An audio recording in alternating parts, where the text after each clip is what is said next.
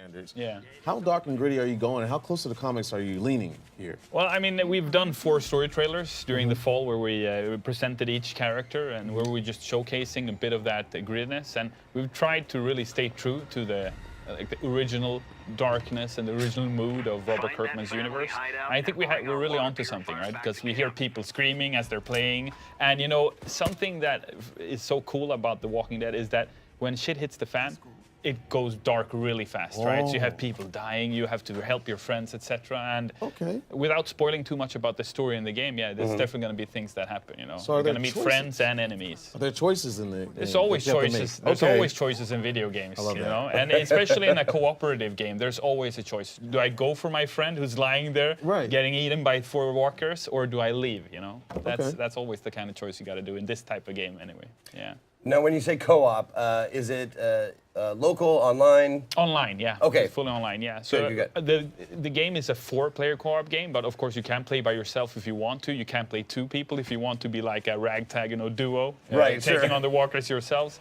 And that we're probably going to have people do that, you know, because in a post-apocalyptic setting, everyone has their own idea how to best survive. And that's what we want to give players the opportunity to try to explore. Okay, you have 4 unique characters. Do they have any like special skills? Yeah, they do. Yeah. So it's an action game, but making games, we also love making games for hardcore players who love to, you know, change skill trees and try different weapons that have different damage outputs, etc. And it being a 4-player game, you can combine, right? So you go full-out tank with Aiden, you know, the architect who favors the baseball bat.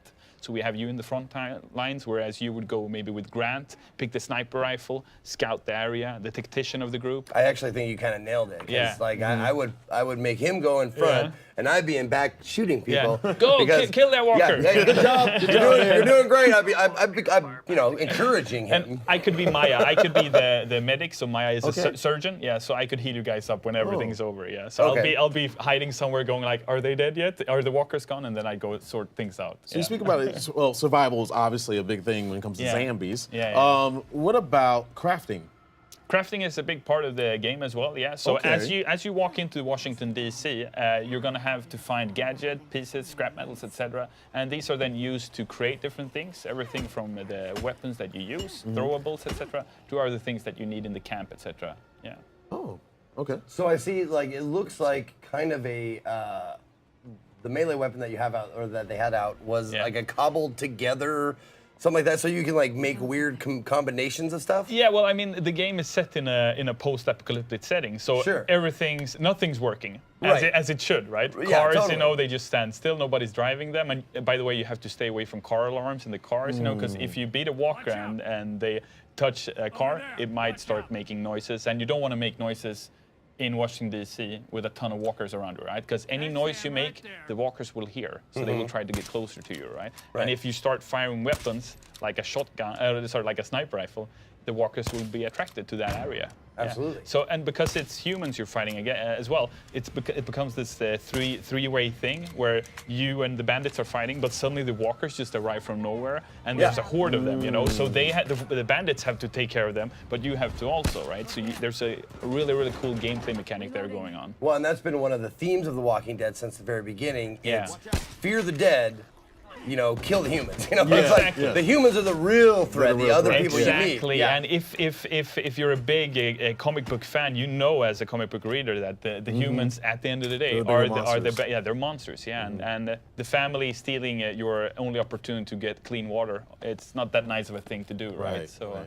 Yeah. So can you give us an idea of the scope of the world? Because Walking Dead, you see the big shots they do in the TV show, and even in the comic, you know, the atmosphere sets the mood. Yeah. Can you start with the environment? Is it open world, or is it semi-open world? It's a mission-based structure, right? Because we have a clear idea of what we want to tell for launch, and after launch, when the game is out on November 6th, we want to see how everyone enjoys the story, the gameplay and everything, what kinds of weapons people do like, what kind of enemies they like to kill, etc.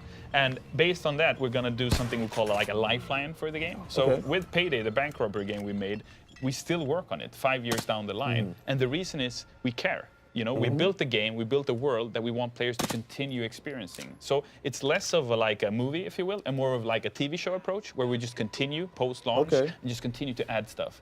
Payday 2 was released 5 years ago. 190 updates later, we still are doing stuff with the game. Yeah. That's our ambition for this game too. Imagine a first-person co-op shooter within the Walking Dead universe, where you can just continue to get new storylines, where you can, as part of the community, be part of the experience and have opinions about groups we meet, playable characters, and be a part of that, and be able to say, I want to play as Negan, or where's Rick, or start petitions online or whatever. Because we're totally into that, and that we've shown that, and we've proven that already with Payday. So we're in a super, super good position, I think, as developers, to really give the gamers something where we together can shape it in any way we form. So hypothetically, you go, not dark enough. Well, let's do that then. Let's make it darker. Let's make it grittier. Let's kill someone off or whatever. It's up to us. Together with Robert Kirkman, of course, as well, because we want to make sure he's on, before we do anything weird. But yeah, that's the beauty of it. So yeah, a great opportunity for anyone who's into Walking Dead to just jump in and kill some walkers. Now you said it's mission based. How does is there a storyline that progresses? Yes. Oh, there is. Okay. Yeah, there is. Okay. Yeah. Because one of the things that are so good with the Walking Dead universe is the story and the storyline of the group. Absolutely. The storyline of the group that you're following and what happens with that group. So there is a storyline that we are following, and without spoiling too much, some of it can be experienced here at E3 as you play the mission that is available here. Okay. And obviously the rest will be available as we come closer to launch and when people get to play it themselves. And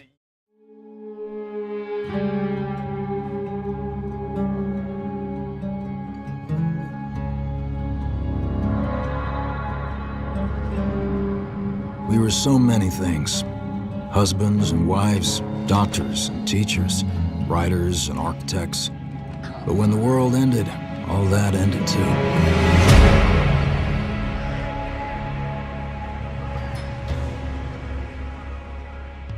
Every day we fight for more than survival.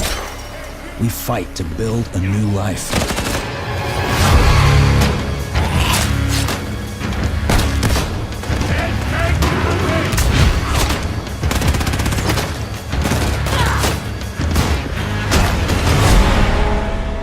Alone, we're weak.